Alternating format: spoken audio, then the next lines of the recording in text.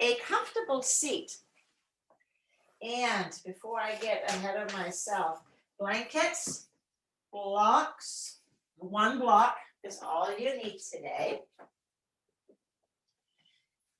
But sitting comfortably.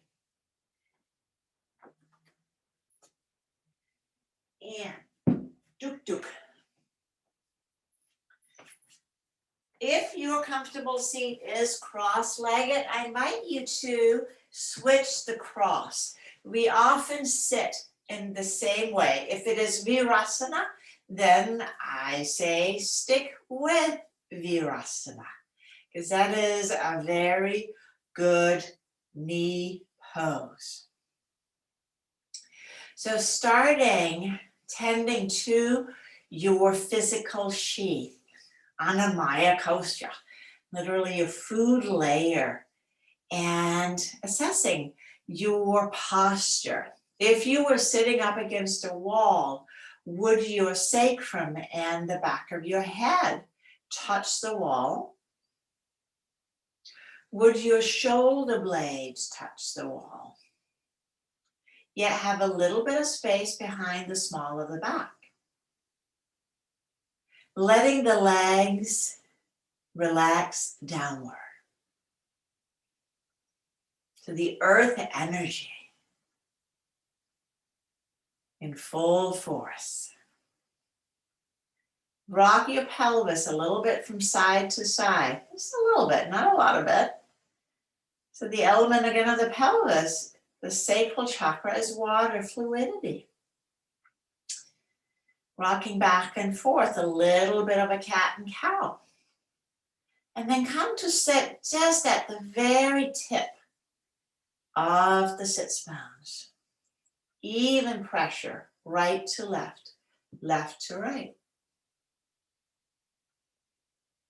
Solar plexus, our third chakra, and today's pondering, Manipurna chakra. Your city of jewels is what it translates to. Is your powerhouse. The element for this chakra is fire. Fire is cleansing, but it can also destroy. So we want fire that is tempered, not running amok.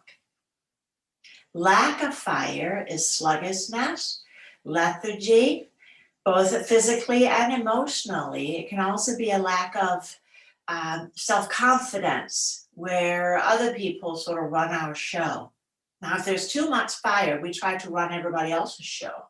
So there is a balance where we rest into our own being, our own sense of agency, trust in our own abilities, but we don't need to meddle in everybody else's business. We trust that they will take care of that. So as you breathe in and out, the belly expands and relaxes. Draw your thumb into your palms and close the hands around them for Adi Mudra. Belly expands on the in-breath and softens down towards the spine on the out-breath. So for me, Adi Mudra, the first mudra, which does open the lungs a little bit more efficiently. And you may sense that, especially around the top part of the lungs. I think of this as yes. It opens me up. But now I'm going to invite you to switch to Musti Mudra. So the thumb is now on the outside of your fingers. You're making a fist. Musti Mudra is the mudra for your third chakra. This one to me, and I feel very different when I hold this one. And there's a little bit of sense of no. So if we know we're going to have a tough conversation with somebody and that they are likely to persuade us to say yes when we don't want to, holding this mudra, you will stay grounded within yourself. Now let's switch back to Adi Mudra. Yes. This mudra is beneficial if you know that a conversation is likely to make you shut down and you can no longer hear and you need to stay open. But that takes more courage than to close down. So each one has benefit. We'll switch one more time to Musti Mudra, power. I know, this is a tough mudra. I know. It has taken me a long time to friend it. So notice that energetic shift that happens in your body just by changing your hand position. And we're going to let that go. Stretch the fingers out. If you're seated cross-legged, switch the cross of the legs. If you're in Virasana, hero's pose, and you'd like to switch your legs, by all means do so. We'll take the arms out to the sides and we'll start with a little easy flow. Inhaling up and exhaling down. Inhaling, going up. Reaching up and take the hands down. Inhaling up, staying up, and then take your right hand down. And we're going to side bend. Inhaling up, and we'll go to the left. Let's do that a few more times each side. Inhaling up, exhaling down, lengthening the side body. So in today's practice, we're going to create length in the trunk.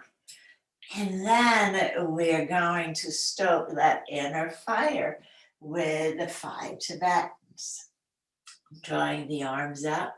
And the next time you come up to center, we'll begin to twist. Exhaling, twisting, inhaling up. And exhale other side. Inhaling up, back and forth. Easy peasy. Let's do it one more time. And after the next time on the left, if you start on the right, we're going to reach up and we'll take the hands down.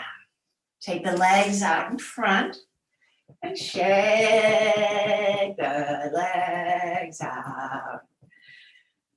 And we'll bring the soles of the feet together. Holding on to ankles or shins. And then inhale, lengthening up through the front spine. Exhale, round, so a little cat and cow. Think of this happening mostly in the upper back as you lift, but lower back as you round. Back and forth. And the next time you sit up tall, now reach out through your inner thighs to the inner knees, and then dial the thighs outward into the external rotation. So you can hear it. And the bottom of the feet may begin to shine upward. Now let's take our thumbs, handy thumbs, take them to the bottom of your feet and give yourself a little foot massage and say hello. So happy you are mine.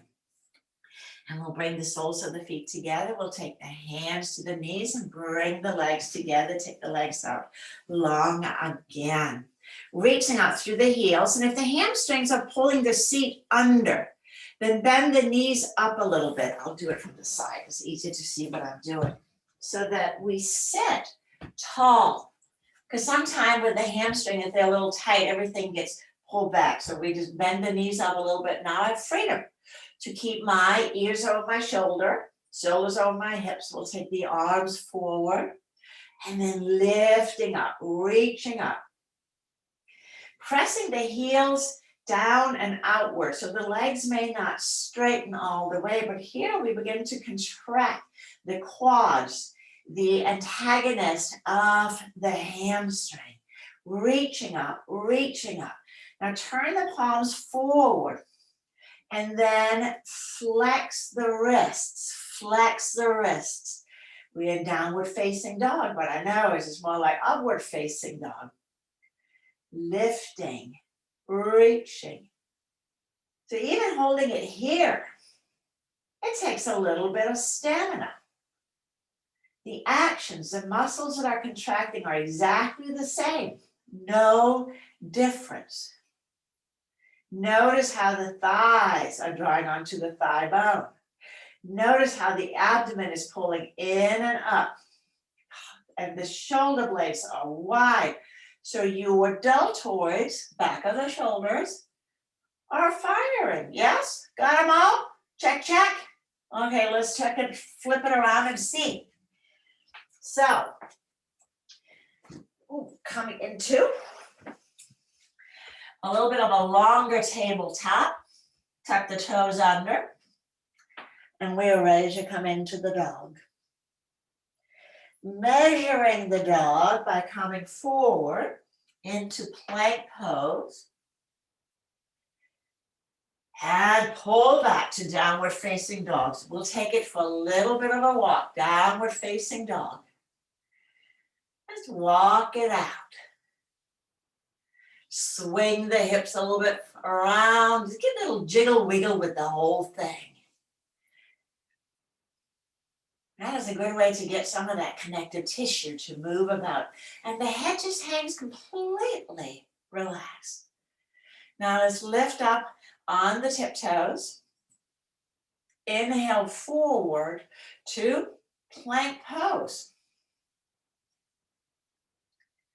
And as best as you can tell, the back of the head and the sacrum, so the back of the skull and the sacrum is on the same plane. So the knees can be down, the knees can be up. Lifting up between the shoulder blades. So yes, good adjustment. And from the belly, pull back to downward facing dog.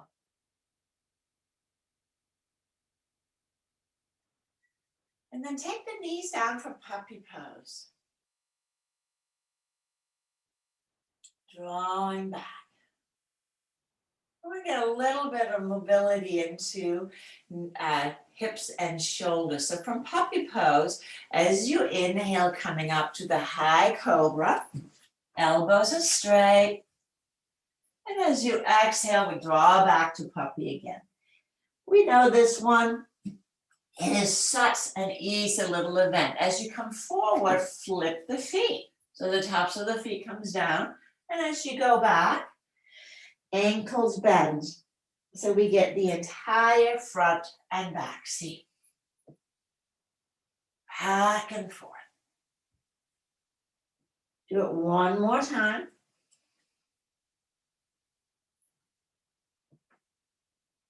And then next time you draw back, maybe keep the hips a little bit higher than you normally do. So creating a straight line-ish from hips through shoulders to wrist. Walk the hands to the right side of the mat, so the right hand walks off the mat. Left hand is on the right edge. So turn the left hand onto the pinky side, and then let your head just rest on your left arm. Slide the right arm down, so the right hand is under the right elbow. And then little twist, little pulsing twist. Exhale, I press into the arm, and I twist a little bit. Exhale, I'm back to center. Don't make it a big hairy deal, just pulse back and forth. Let me get everything on my back body sliding without creating tension. So the Five Tibetans are really short on twisting, really short on external rotation of the legs. So that's why we have to do a little bit of some warm up first. All right, we'll take the right arm back out and we'll meander to the left side. As you go to the left and the right hip is pulling back, we flip onto the pinky side and let the head rest on the right arm. Draw the left arm down, elbow over the wrist. And again, just easy little pulses. Easy little pulsing. Back and forth. Getting everything moving. And then from here, take the left arm out again. Meander back to center. And And we draw up to our little cobra again.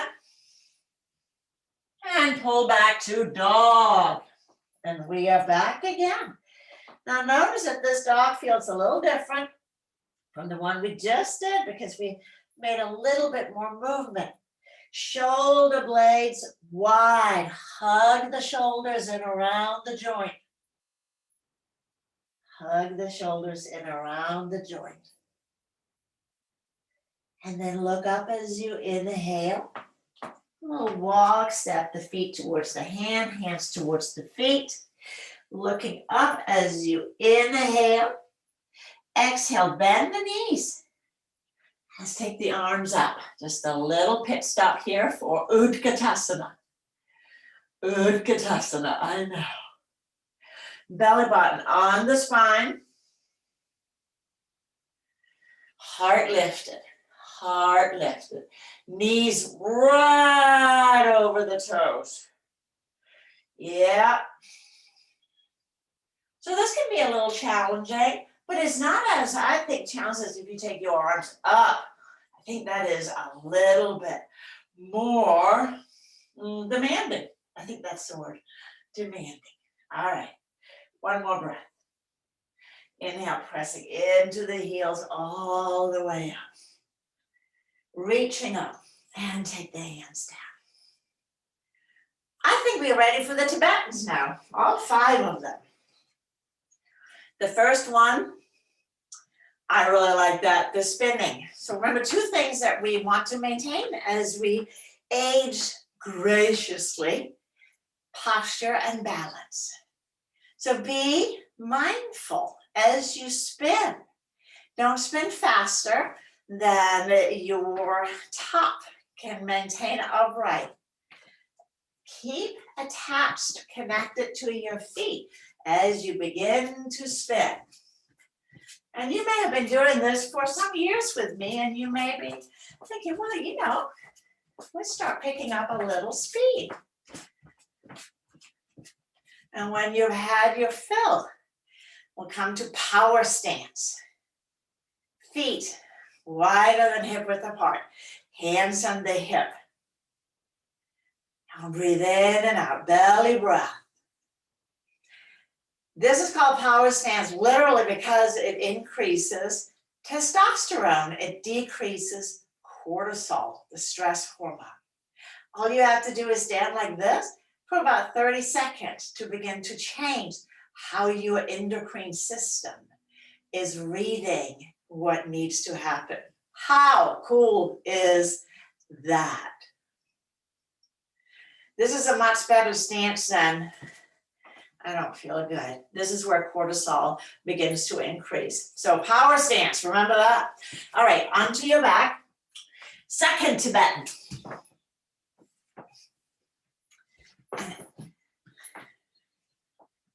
With the feet bend up. So we'll do these tapered a little bit. So we'll start easy and then we'll go towards the classical. First one, and this is the better one if you have a back day. Keeping the knees bent. We'll do both legs. If both legs is too strenuous for your back today, you can do one leg. Take a breath in, and as you exhale, flatten the back, chin to chest, knees in. Exhale, keep the back flat as you lower the feet. Take a breath in and out. And then we'll repeat 2 more times. Lifting on the in breath. Lowering on the out breath. Take a breath in between. And one more time.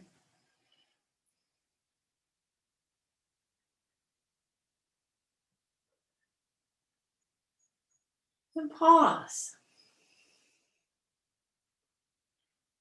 So for the next one, take your right leg out long. We call this ekapada, one leg. Keeping the left knee bent up. This is also gentler on the spine. I'm a big favor of starting gentle. That way I don't just plop myself onto the deep end.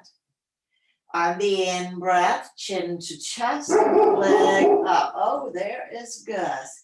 lowering the leg slowly. Take a deep breath in and out. And again, so keep the right leg bent up to help protect the pelvis from rocking on the sacrum, from tearing. Let's do one more breath on the right. So I'm just going on the right side, lifting the right, and slowly lower down. Once the right is down, bend up the right leg and take the left leg out long. So keeping your pelvis and your low back relatively still. Inhaling, lifting chin and leg, lowering down. And I'm a big fan of that buffer breath in between. 3 on the left side. The slower you lower down, the more release and strength you're going to get up both your hip flexors, that's your psoas, and also your neck flexors, 2 areas that for many are chronically tight. So use this sequence to help release. All right, so far so good. Now both legs are straight. But you may decide, I'm going to repeat either the first or the second variation. So the legs are unileg, glued together. And on the in-breath, bring the belly down first, lift the chin, then the legs. Exhale, lower down as slowly as it is available. Take your buffer breath in and out. When you're ready, again. Lifting on the in-breath, lowering on the out-breath. Buffer breath.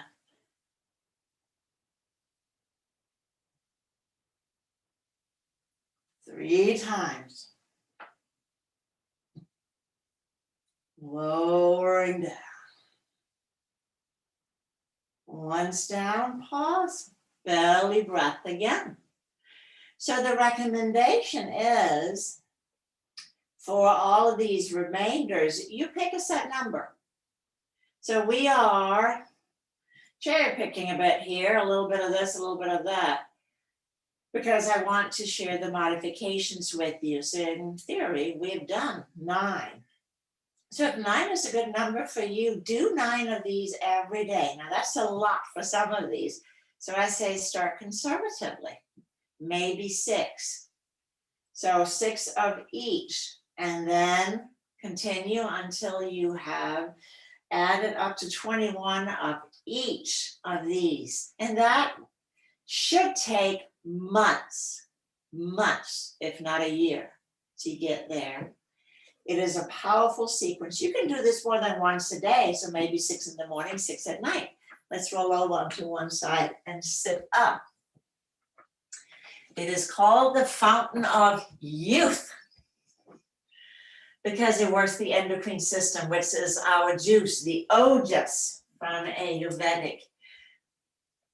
So in our camel pose, tucking the toes under, and then make fists. This is how I like it. So we're basically back at Musti Mudra. Now, can you do Adi? I can't see why not. But Musti Mudra, and bring your fingers right on the sacrum. So that helps stabilize the sacrum. Roll the shoulders down and back. Draw the elbows together. Chin towards the chest. Inhaling, leading back with the head. And exhale, we are up again. Inhaling back. Exhaling up. Continue. 3 maybe up to 6. I'm just going to have a look-see, inhaling back.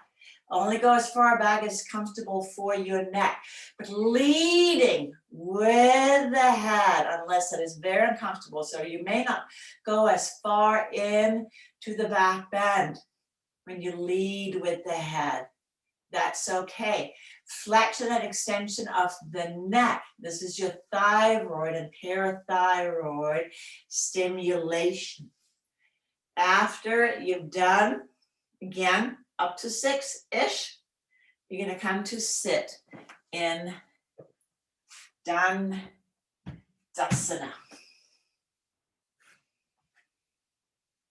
So the reverse table, probably the one that's the least popular of all of them, generally speaking. If there are wrist issues, I'm going to start with bridge pose today. So coming all the way down, we're still getting the thyroid stimulation, keeping the arms alongside, and draw the back of the shoulders towards the floor. And then inhale, press the hips up, and slowly lower down on the out breath. Inhaling up, and lowering down. See that one more time. Inhaling up, and exhale all the way down. Let's pause here. Our 3 tools: movement, stillness, and breath. It's a short list, but it is powerful, and they have equal right. From our culture, we are really in favor of movement, not so much of stillness or paying attention to our breath. Now let's roll over onto one side and press up. So again, if you have a wrist thingy or a shoulder thingy, the bridge pose is going to be the better variation until that has resolved itself. The second variation, with the hands slightly behind the hips and with the knees bent out, my feet are slightly wider than hip width. So here I have a little bit of a start. Now this one, just like camel pose, we want to get the head back, but just watch for a second. Because one thing we know happens in this one sometimes is we get up and then we take the head back. But I really didn't get up. I'm just sort of hanging halfway. So make sure you get the full lift before the head goes back. Full lift of the hips. Otherwise, it's really hard on your shoulders. Let's do 3 to 6. Inhaling, lifting up. Exhale, lowering down. Good idea to take a breath in between. Inhaling up. Open the front of the neck. Exhaling, lowering down. Tuck the chin again. Moving at a pace that's comfortable. Not in a hurry, but really enjoying the ride. Holding it for a moment at the very top.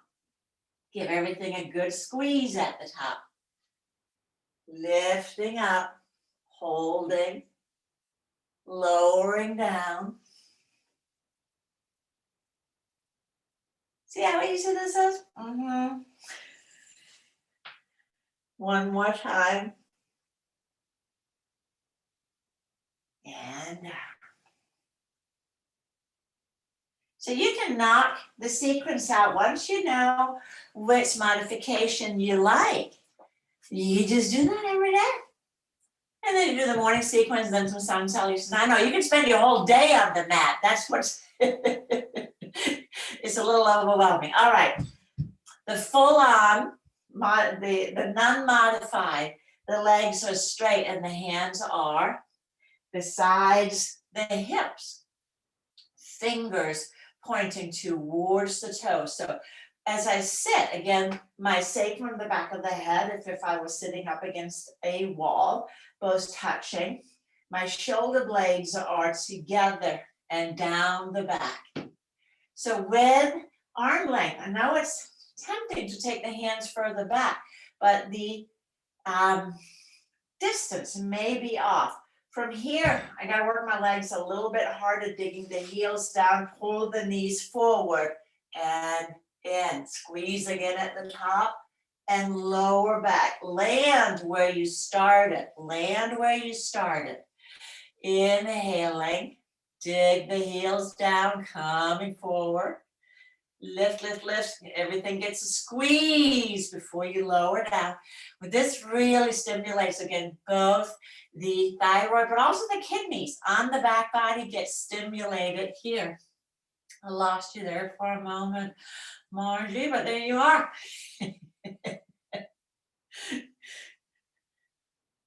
So do the number that's right for you. And choose a variation that feels most balanced for your body.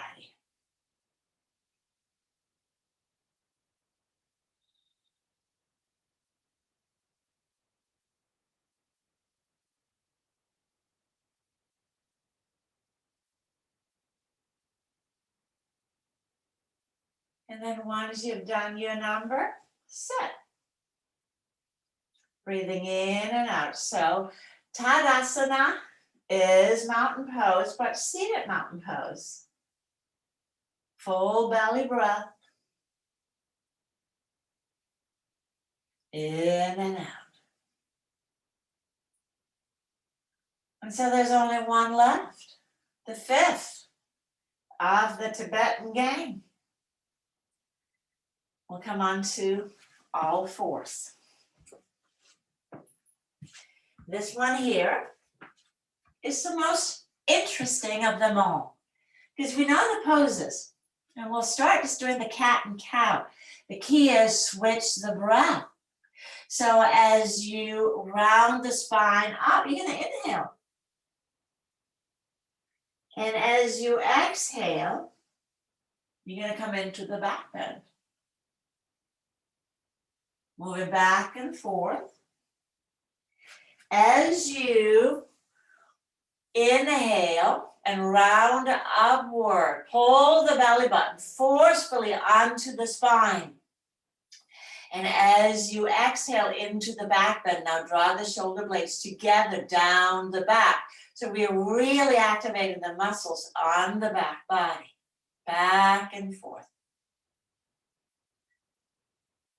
See, that's going really well. So you can take a little break. You can do the seated if you don't have access to coming on to all fours, or for the other poses. Now, for the next variation, we'll do our puppy cobra. And I'm just following instructions. So what you do in the privacy of your own home, that's what you do in the privacy of your own home. Starting here with the knees down. So this is our starting position. And then you're going to inhale to puppy. Exhale, cobra. Lift the chin. Inhale back, tug the chin. Go back and forth, somewhere between 3 and 6 times. Move at a pace that's comfortable and easy. Give yourself enough time to engage muscle and finish the breath so that you're not leaving yourself in a hyperventilated state. The breath is fuel. And aparigraha and brahmacharya, the two last of our yamas, I think speak greatly to this. Be mindful of how you breathe. And then after this one, I think we are ready for the full event where you start, again with the toes tucked under in up dog. And then inhale, downward facing dog. Tuck the chin, exhale, up dog. Powerful legs, back and forth. The number that is comfortable for your body.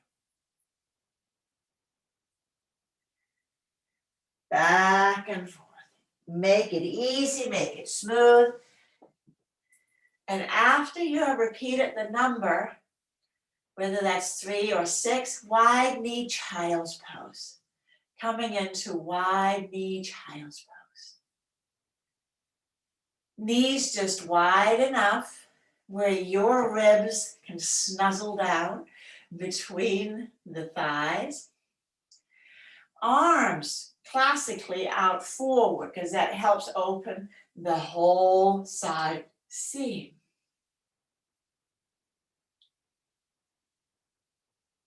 Now here, because the belly is a little bit more restricted, we get a better sense of getting the breath into the back body.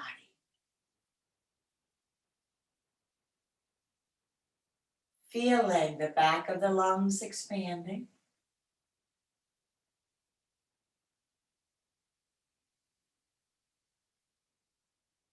In and out. So many cultures, they don't count years or months or days for lives. They say that we have a certain number of breaths. And when we run out of breaths, we are exited out. And one of my Chinese students, when I was teaching English, I asked him if he exercised, if he ran. He goes, oh no running. You breathe too fast. Not good for you. From here, let's inhale up and come to sit on the mat. So, merman pose. Let's swing the legs to the left. Right foot on the inner left thigh and right leg back. If it's available to come to the top of your right foot, I invite you to do that, but it can also be more of a flipper foot. And then we'll take the left hand to the right knee and right hand goes out. About a foot-ish, so you are, maybe even 2, I'm looking at the distance here. You're sitting on your hip. And then inhale, let's lengthen up through the crown of the head and we begin to twist. Just very daintily along and then let go again, come back to center. So again, gentle pulsing in and out, back and forth. And not in a hurry.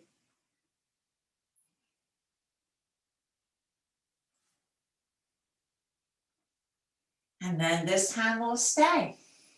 Looking over your right shoulder. Breathe, belly button towards the spine. Relax. And the next out breath coming back to center. And we'll switch. So merman pose.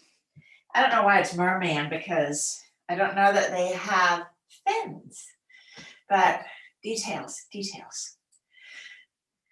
It's great because you have your body, you can do this. So take your hand out a bit way, so you're really leaning. And again, we begin to explore, twisting to the left side, dialing around, a sense of my right knee is extension of my spine. Go. So your spine is twisting, you take the hip with you into the twist. Back and forth, bringing it out, moving the body on a different plane from how we normally do. Let's stay here, looking over the left shoulder. Stretch your eyes as far as you can to the left. Breathe. In and out. One more breath. And we return to center. Go back to the first side.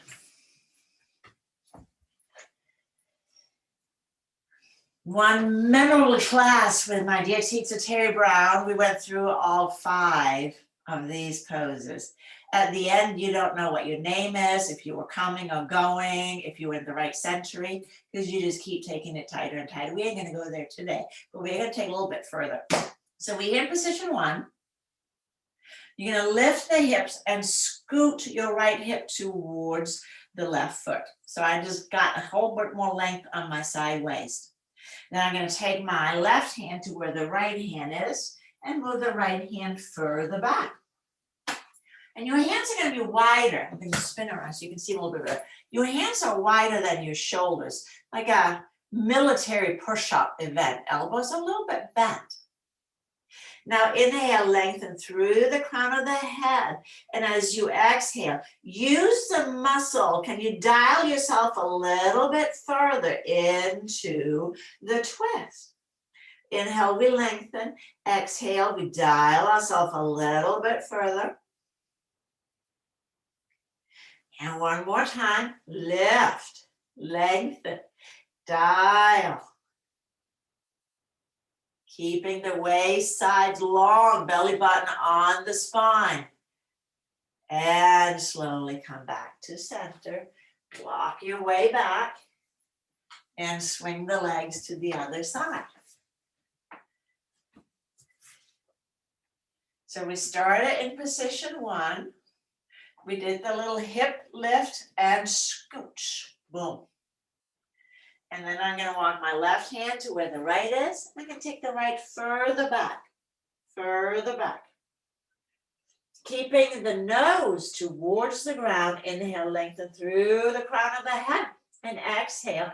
Use the muscles mainly, more so than push-pull on the hands, especially if there's a diagnosis of osteopenia, osteoporosis. If you don't have a diagnosis, you have to be as careful. But there's a real risk of vertebral fractures with osteoporosis. So you don't want to be, no pun intended, heavy-handed in the twists. Lengthen on the in-breath, deepen on the out-breath. Squeeze it all out. I hope you didn't just scarf down lunch before you rolled your mat out. That would be uncomfortable. We're going to exhale, come back to center. And coming back into Dandasana, seated staff pose. Pressing the hands down, reaching up through the crown of the head. Now, take a blanket and sitting up, because if there ever was a time that we were ready for revolved Janushirshasana, revolved head of the knee pose, this is it. We'll take the right knee up, hugging it in. And then take the knee down to the sides. And if it's floating, take your other blanket or blocks to help it. Now we're going to twist towards the knee, twisting towards the knee. Reaching out through your left leg. You can't see your left leg now, it's gone. Your belly button is looking at your right knee. Lengthening up, reaching up. And then take your right hand to the inside of your right knee. So no, you're all on the same side as I am, sorry. We're no longer married. Left hand on the inside of the left leg. All of these looks of confusion all the way around. Left hand on the inside of the left leg. Take the right arm up overhead. Reach the right arm up, up, up, up. And then from the hip, hinge out over the left leg. Jennifer, I can't see your legs. Do you have your left leg is long or right leg is bent up? Okay. Catching maybe your left foot with your left hand. That's a maybe. I know. With the elbow on the inside, elbow. Joyce, will your elbow come to the inside of the knee, facilitate the rotation? And then maybe, big maybe, catch your left foot with the right hand. Left leg, ground it. So keep reaching over, and inhale all the way up. Press the legs down. You're shaking your head, Jennifer. I see it. So this pose, one of the few poses where we get into the quadratus lumborum, the hip hikers. Hot. Releasing some energy. Hug the left leg in. Take the knee down to the side. Support the knee. So left leg in. Now that I have everybody massively confused. So, and then twist and look at your left leg. Look at your left leg. Right leg is just out of the peripheral of your right eye. And then use your hand, the back of your right hand, to facilitate that twist. We'll take the left arm up, reaching up. And we begin to slide down. Keep your arm on the inside of the leg to facilitate the twist. As you slide and reach, take your time. And as you travel, be content where you are. Breathe into the whole side, left side of the body. Open the gills.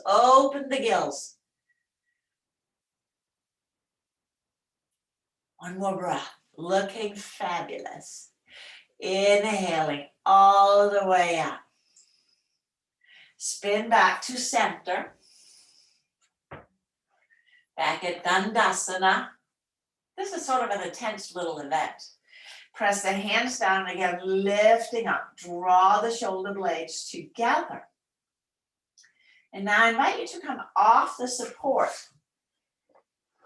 So in the Five Tibetans, we have the reverse tabletop, which is, I don't know which one came first, Purvottanasana, reverse plank pose, or reverse tabletop. But it is a great pose to get the whole back seam. So if the wrists are a little chatty here, we have an option. Forearms, lift the hips here. Otherwise, hands down, elbows back, shoulder blades together. And then lift the hips a wee bit first. Get the soles of the feet on the floor, lifting up. Legs straight. Lift the hips. I see ish. Bottom of the feet. And exhale, lowering down. That one is a little challenging. It is like Shalabhasana, locust pose, but somehow a little harder if you ask me. With that said, have your blankets nearby. 2 of them if you have them. 1 is good. Come onto your back.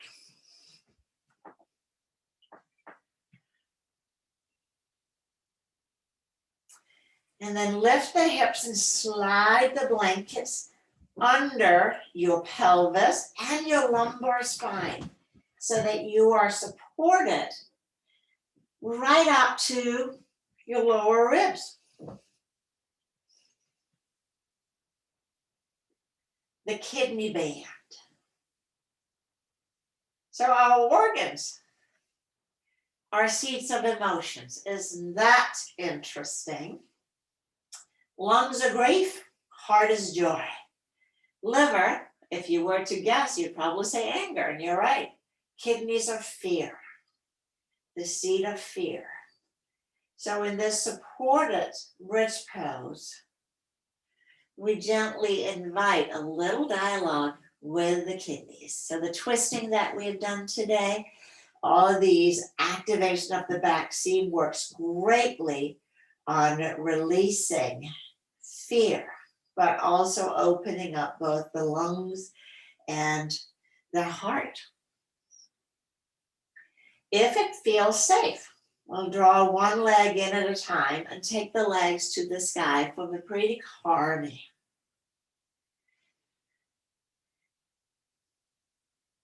Maintaining the back bend that you generated in bridge pose. So the sacrum is more towards the tailbone than the top. Shoulders are drawn down and together. And let's create a little bit more energy in the legs by taking the legs wide. Reach out through the inseam. And then sharpen them back together.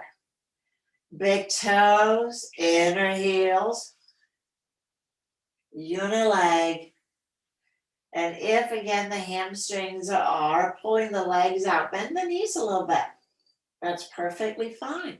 Just keep your thigh bones perpendicular to the ground, but let the angle of your knees accommodate the hamstrings.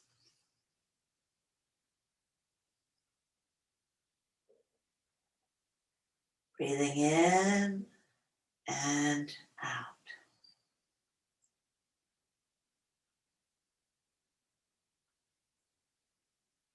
So there's gentle effort in the legs.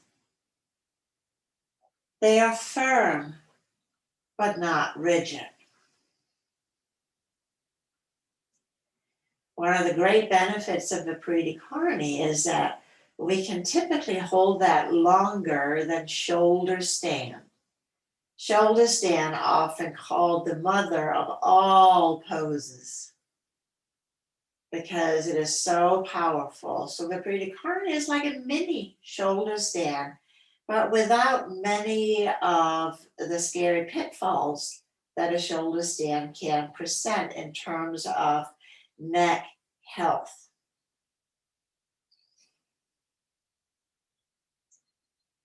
It is an inversion. The head is lower than the heart. So if anytime this is uncomfortable for your body, releasing, draw the knees down towards the chest and place the feet back in the bridge pose instead. Always chuckled at the notion where Iyengar says you should hold bridge pose for 15 minutes for it to be a benefit. I think most of us would be feeling not very benefited from 15 minutes. Here alone, we've been up here about 3 minutes. It takes effort.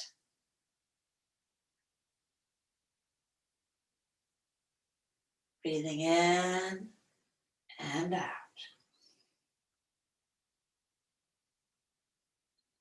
In and out. Giving your heart a break.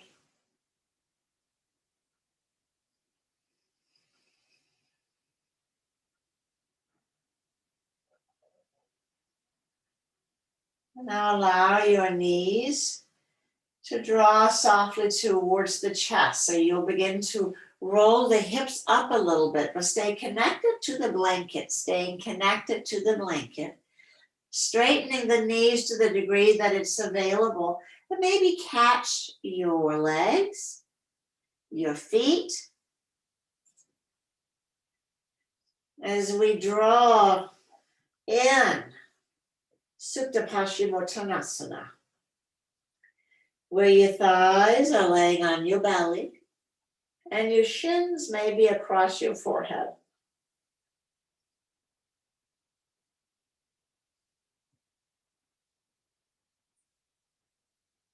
Easy peasy.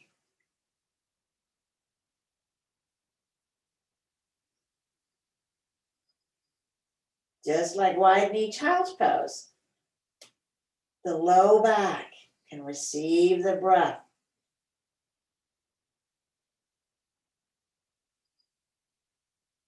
We'll take one more breath.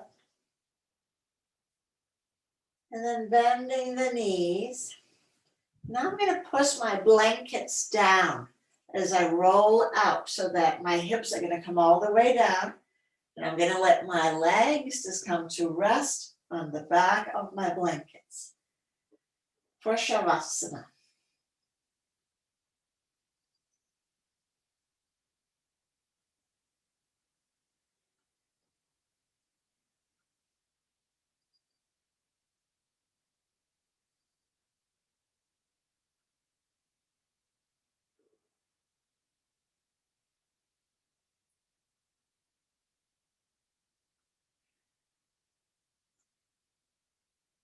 Take a moment to make sure that you are super comfortable.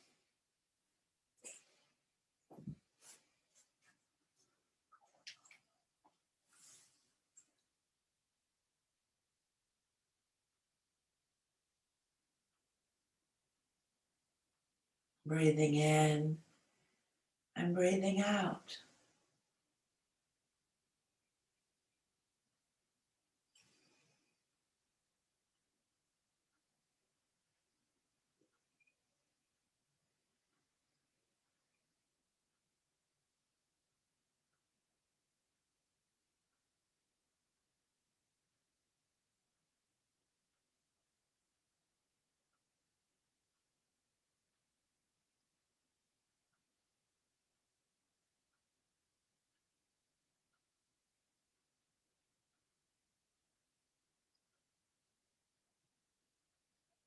The breath flows in and out with ease.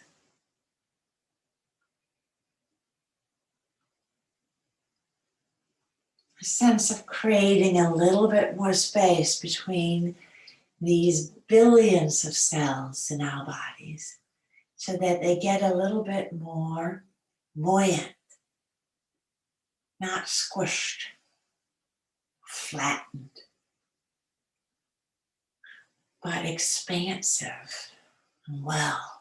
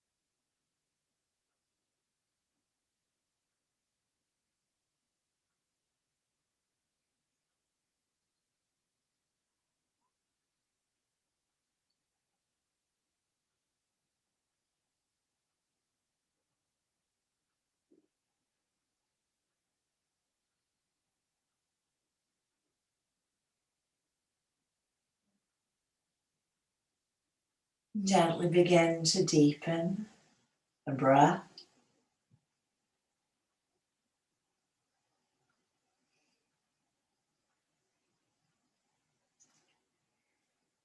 Wiggling fingers and toes.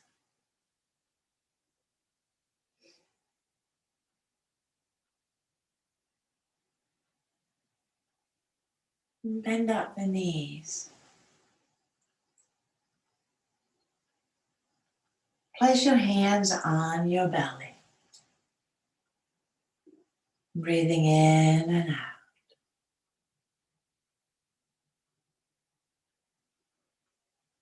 The solar plexus chakra, at or slightly above the belly button. The seed sound is rum. The color is bright yellow. The brightest sun you ever saw.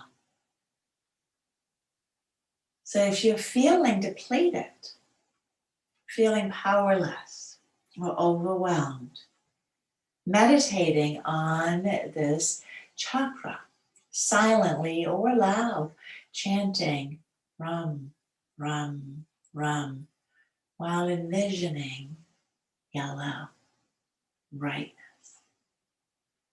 helps replenish this energy center in your body.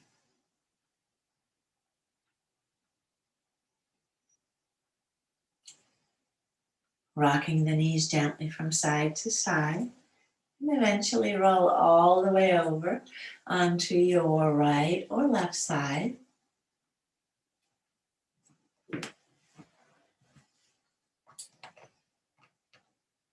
Pausing.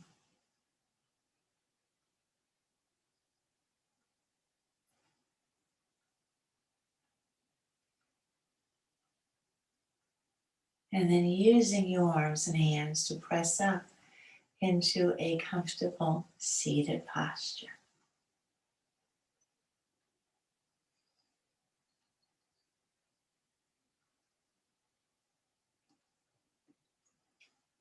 We'll bring the palms together. Invite you to join to close with 3 ohms, representing past, present, and future, of which we are all part. No separation. Let's take a deep breath in.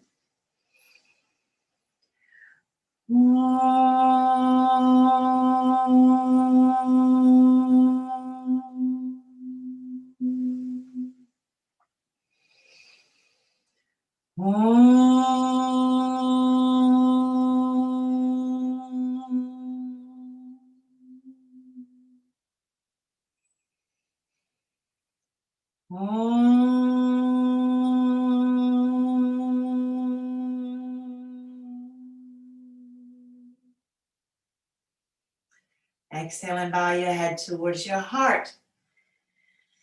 And your 3rd chakra just below it.